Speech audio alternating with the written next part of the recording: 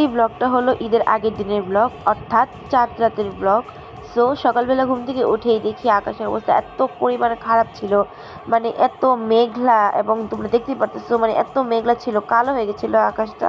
এবং এর কিছুক্ষণ পরে প্রচুর পরিমাণে ঝড় বৃষ্টি নামে, মানে বৃষ্টি শুরু হয় আর কি।